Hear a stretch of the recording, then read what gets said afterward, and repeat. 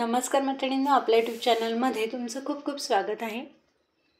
जिसके भाग्य का है वो जाएगा ही जाएगा, लेकिन जो हमारे भाग्य का है वो 10 गुना बढ़कर आएगा।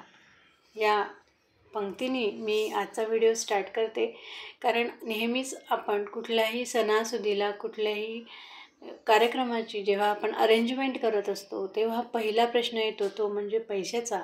आणि आजकाल या महागाईच्या काळामध्ये पैशामुळे भरपूर कौटुंबिक कलह वाढले आहेत आणि त्यामुळेच मी हा व्हिडिओ तुमच्यापर्यंत घेऊन येते। महिला बरेच कुटुंब ज्यांच्यामध्ये लाखो करोडो कुटुंबांमध्ये वादाचे हेच कारणं सध्या दिसतात आहेत।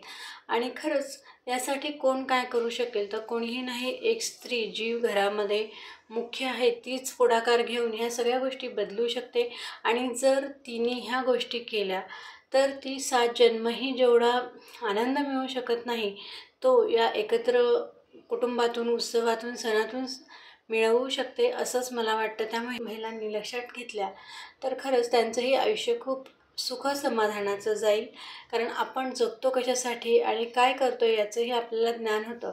तर जेव्हा आपण विचार करतो की माझा नवरा सगळा खर्च करत राहतो, म्हणजे घरचे असतील, पाहुणे रावणे असतील, सण उत्सव असेल, गावावर जे राहतात त्यांचं बऱ्याच वेळा अशी कंप्लेंट असते की बाहेरगावी जे गेलेले शिकायला म्हणा, जॉबला जाणारी जी त्यांची मोठी म्हणजे बंधू असतील किंवा बहिणी असतील त्या फक्त सण उत्सवासाठी आमच्या घरापर्यंत येतात आणि सगळा खर्च आम्हीच करतो, त्यांना काय ते येतात आणि निघून जातात। अशा म्हणणाऱ्या बऱ्याच लेडीज आहेत, बऱ्याच महिला आहेत आणि त्यांच्यासाठीच कदाचित त्यांच्या मनात ही जी गाठ निर्माण झाली आहे ती उकलण्याचा प्रयत्न मी आज करणार आहे। आपलं हे मानवी जीवन आहे ना, हे खूप भरभरून जगण्यासाठी आहे, सगळ्या गोष्टी शिकण्यासाठी आहे, शिकवण्यासाठी नाही।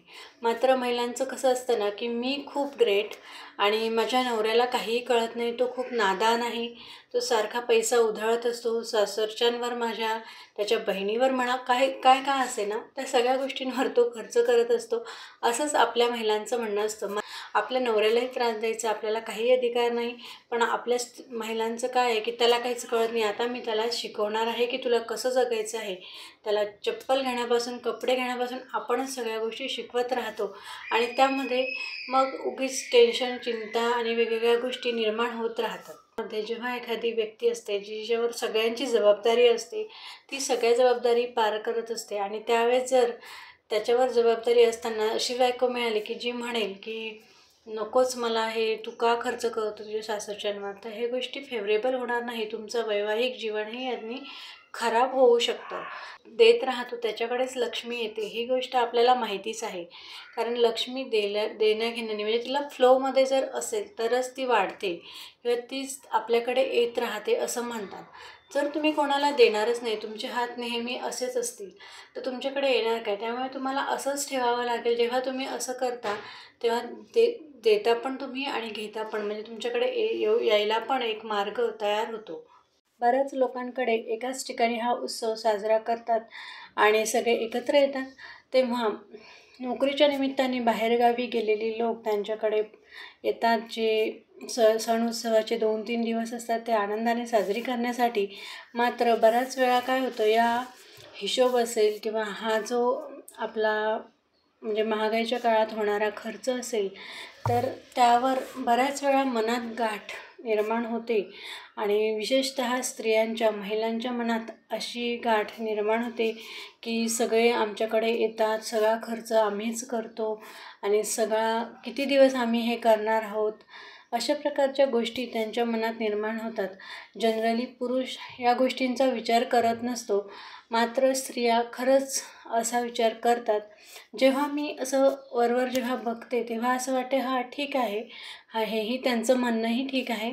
मात्र जेव्हा आपण एक आध्यात्मिक म्हणा, एक सामाजिक म्हणा किंवा एक डीप थिंकिंग केली तर तेव्हा असं कळतं खरंच काय आहे हा खर्च किती आहे असून। आणि बघा, जेव्हा कोणी तुमच्याकडे येतं आहे तर त्यात तोही खाली हात येत नसतो, त्यात तोही काहीतरी घेऊन येणारच, काही नैवेद्याचे पदार्थ म्हणा, काही आणखी असेल, कपडे असतील, काहीतरी घेऊन तो येत असतो।